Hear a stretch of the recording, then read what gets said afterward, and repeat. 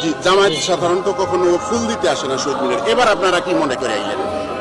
এবার রাষ্ট্রীয় আচার হিসাবে এটা আমার দায়িত্ব, বিরোধী দলীয় নেতা হিসাবে এখানে আসতে হবে আমার সঙ্গীদেরকে নিয়ে, তাই আমি এসেছি। এখনো কি জামাত এটা নাজায়েজ মনে করে? আপনি এই প্রশ্ন কেন আজকে করছেন? এই ধরনের একটা পবিত্র মুহূর্তে এই ধরনের প্রশ্ন না করাই ভালো। সাংবাদিক ভাইয়েরা, আপনারাও পারেন, কেন এই প্রশ্নটা করতে হবে? এই প্রশ্নটা করার কি খুব জরুরি ছিল? আমি চিন্তা করতেছি আমাদের ভাষা সৈনিক যারা 52 সালে ভাষা আন্দোলনের জন্য শহীদ হয়েছেন, তারা আজ, কারণ এই জামাত ইসলাম সর্বপ্রথম এই জীবনের প্রথম তারা এই ভাষা শহীদদেরকে ফুল দিয়ে বরণ করতে গেছে, ঠিক আছে? হ্যাঁ, এখন আমার প্রশ্ন হচ্ছে, আমাদের ভাষা শহীদ যারা হয়েছেন তারা কি আজকে খুশি হয়েছেন সবচেয়ে বেশি, নাকি নারাজ হয়েছেন?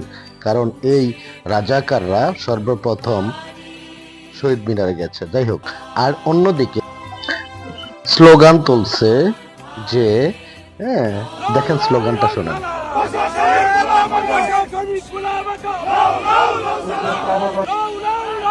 যাই হোক, ভাষা শহীদ নাকি গোলাম আজম, লও লও লও সালাম, ভাষা শহীদ গোলাম আজম।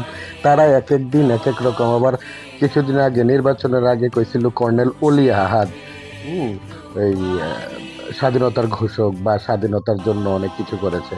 মানে যা, মানে নতুন নতুন আবিষ্কার হচ্ছে, নতুন নতুন দেখতে পাচ্ছি তাদের কাছ থেকে। আহা, বিনোদন, এটা একটা বিনোদন।